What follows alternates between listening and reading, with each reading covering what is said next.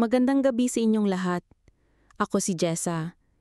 Hindi ko na lang sasabihin ang buong pangalan ko dahil hanggang ngayon, takot pa rin akong balikan ng mga pangyayaring ito. Kwento ito ng aming baryo sa Leyte. Isang kwento na nag-umpisa sa paglipat ng isang matandang babae. Akala namin, isa lang siyang simpleng tao. Taong 2004, sa isang maliit na baryo sa Leyte, nagsimula ang lahat. Tahimik ang buhay noon. Walang internet, bihira pa ang cellphone. Kung may balita ka mang maririnig, galing lang iyon sa radyo o sa usapan ng mga kapitbahay sa tindahan. Isang araw, may dumating na bagong muka sa amin. Isang matandang babae. Ang pangalan niya, si Aling Marta. Tahimik siya. Maputi ang buhok. Nakapusod palagi. Nakapayong kahit hindi maaraw. At halos walang kausap. Pero may kakaibang ngiting na laging nakadikit sa kanyang labi. Sa umpisa, wala namang kakaiba. Sabi nila, galing daw siya sa kabilang bayan. Naghanap lang ng tahimik na lugar para doon tumira. Nangungupahan siya sa isang lumang bahay sa dulo ng kalsada. Yung bahay na matagal nang walang nakatira. Bahay na iniiwasan ng karamihan. Aaminin ko, medyo kinalibutan ako nung unang gabi na nakita ko siyang mag-isa. Nakaupo sa harap ng bahay. Nakatingin lang sa dilim. Hawak-hawak niya ang isang lumang abaniko. Pero hindi ko iyon pinansin. Baryong maliit lang kami. Lahat ng tao kilala ang isa't isa. At kapag may bagong muka, lagi namang may usapan, may tsismis. At gaya ng inaasahan, kinabukasan sa tindahan, narinig ko na agad ang mga bulungan. Bakit kaya lumipat yun dito? Sabi ng isang matanda. Wala naman siyang pamilya rito. Dagdag pa ng isa. Tahimik lang akong nakikinig habang bumibili ng yosi at soft drinks. At doon ko naramdaman na parang may simula ng bumabalot na kaba sa baryo. Mga sumunod na linggo, unti-unti, nag-iba ang tingin ng mga tao kay Aling Marta. Kung sa umpisa, puro tanong at hinala ang naririnig ko. Ngayon parang unti-unting nagiging parte siya ng baryo. Lagi siyang nakikita sa palengke. Bumibili ng gulay, ng isda, ng bigas. At ang lagi niyang sinasabi, para sa mga bata, para may maihanda akong merienda. At totoo nga, minsan makikita mong may dala siyang maliliit na candy. Ipamimigay niya sa mga batang naglalaro sa kalsada. Ngumingiti siya habang nakatingin sa kanila. Isang ngiting mabait pero may kung anong bigat na hindi ko maipaliwanag. Nagbibigay din siya ng tulong sa mga kapitbahay. Kung may sakit, bigla siyang sumusulpot, dala-dala ang mga halamang gamot. Kung may bagong panganak, andun siya, may baong sabaw na mainit. Sabi ng mga matanda, napakabait naman pala ng matandang yun, buti na lang at dito siya tumira. Ako mismo, naramdaman ko rin ang pagiging magiliw niya. Isang gabi nadaanan niya ako habang naglalakad pa uwi. Pinaupo niya ako sa bangko sa harap ng kanyang bahay. Inalok niya ako ng tsaa. Mahaba ang lakad mo, hiha, sabi niya. Uminom ka muna para hindi ka mapagod. Tinanggap ko iyon kahit medyo nag-aalinlangan. At habang umiinom ako, napansin ko ang mga mata niya. Mabait ang kanyang mga salita.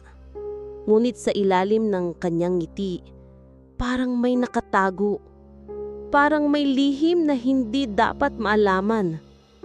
Mula noon, hindi ko na siya tinignan na simpleng matanda lang.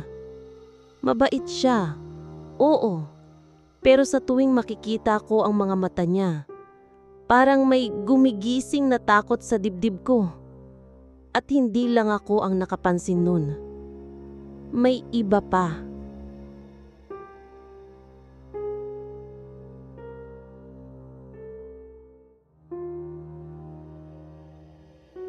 Dumating ang piyesta sa aming baryo. Lahat ng tao abala. May mga banderitas, may mga ilaw, at halos bawat bahay may handaan. At syempre, andon si Aling Marta. Masigla siyang tumulong sa kusina. Siya mismo ang nagluto ng ilang putahe. Kaldereta, menudo, adobo. Masarap magluto ang matanda, kaya lalo siyang napamahal sa marami. Pero habang masaya ang lahat, sa kabilang baryo, may balitang kumalat. Isang babae ang natagpuang patay. Hindi basta patay. Wasak-wasak ang katawan. At may mga parte ng laman na nawawala. Kinabukasan, habang bumibili ako ng suka sa tindahan, narinig ko ang bulungan ng dalawang babae. "Alam mo, baka si Aling Marta yun," sabi ng isa halos pabulong. "Galing kasi siya sa kabilang baryo, di ba? Baka kaya siya lumipat dito kasi napapaghalataan na siya doon." Napatingin ako sa kanila. Tahimik lang ako, pero ramdam ko ang kaba sa tono ng kanilang boses. Bigla namang may isa pang nakarinig, tumayo mula sa mesa at sumabat. "Hoy, huwag kayong ganyan. Si Aling Marta, mabait yon. Tinutulungan niya nga ang mga bata dito. Kung wala siya, marami na ang naghihirap sa atin." Tumahimik sandali ang lahat. Tapos, sunod-sunod na ang nagbigay ng opinyon. "Hindi totoo yan. Kilala natin si Aling Marta, mabait yon. Chismis lang niyang narinig niyo, huwag niyong sirain ang pangalan ng tao." At sa huli, natabunan ang bulungan. Talo ang dalawang nagduda. At muling naging mabango ang pangalan ni Aling Marta. Pero sa isip ko, parang may kakaiba. Kasi noong gabing yun, naaalala ko, habang abala ang lahat sa sayawan at kainan, si Aling Marta madalas mawala. Minsan, nakikita ko siyang naglalakad palayo, patungo sa madilim na parte lang kalsada. At nang bumalik siya, nakasuot na siya ng pagong bestida. Gumiti siya sa lahat. Parang walang nangyari.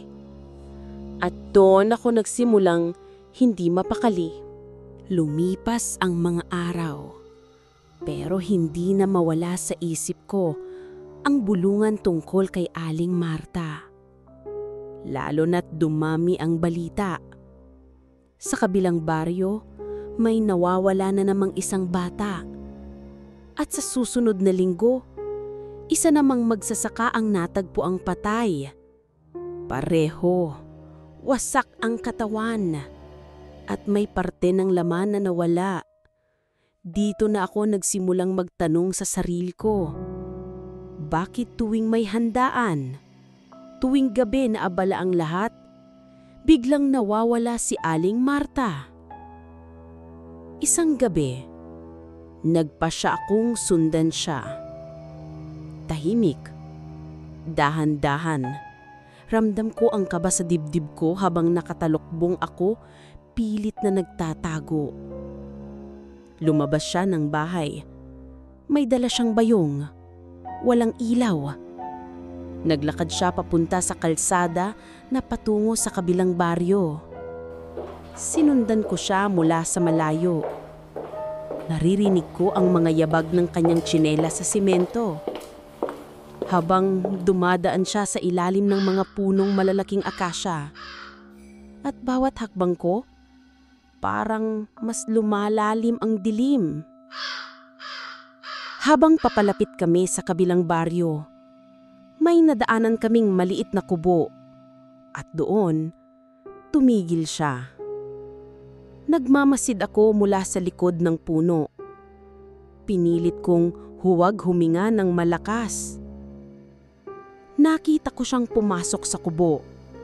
At ilang minuto lang, may narinig akong iyakan.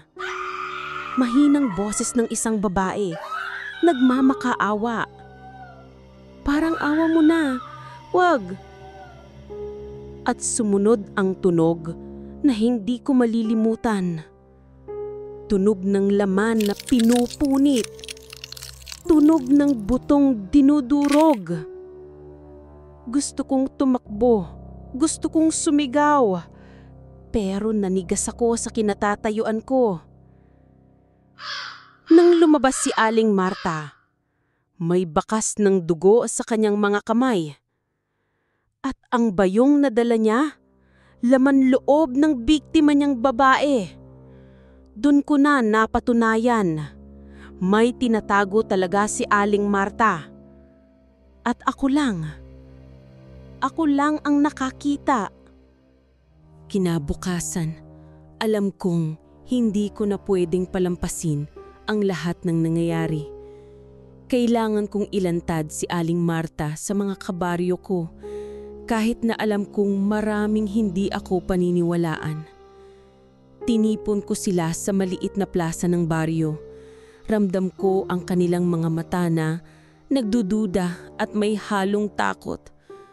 Hindi po siya basta tao, sabi ko. Sinusubukang patatagin ang boses ko. Kung pupunta tayo sa bahay niya, makikita natin ang mga parte ng katawan ng mga biktima niya. Marami ang nagulat at may ilan pang nagsabing, "Wala ka namang ebidensya, Jessa. Baka haka-haka lang yan."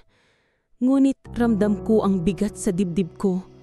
Alam ko kung ano ang nakita ko. Alam ko kung ano ang itinatago niya. Sa huli, nagdesisyon ng ilan na sumama sa akin. Habang naglalakad kami patungo sa bahay ni Aling Marta, naramdaman ko ang lamig sa hangin at parang may mga mata sa dilim na sumusunod sa bawat hakbang namin. Hindi ko mapigilan ng kaba sa dibdib ko, pero kailangan kong harapin ang katotohanan. Pumasok kami sa loob at doon, hindi ko makakalimutan ang tanawing iyon. Mga bahagi ng katawan ng iba't ibang tao nakakalat sa sulok at sa ilalim ng lumang kubo. Ang amoy, ang dugo, parang nanahimik ang oras sa paligid namin. Pero si Aling Marta, wala na. Wala sa loob ng bahay. Parang naglaho sa hangin. Ramdam ko ang takot ng mga kabalyo, pero ramdam ko rin ang sarili kong pangamba. Baka babalikan niya kami. Ang kaba at galit ay sabay na pumuno sa puso ko. Alam ko agad ang kailangan kong gawin. Umalis. Hindi ko pwedeng hintayin na may mangyari sa akin. Sa gabing iyon, tahimik akong nag-impake at umalis sa baryo. Naglakbay patungong Maynila. Dala ang takot at pangamba na baka balikan ako ng nilalang na walang awa, si Aling Marta.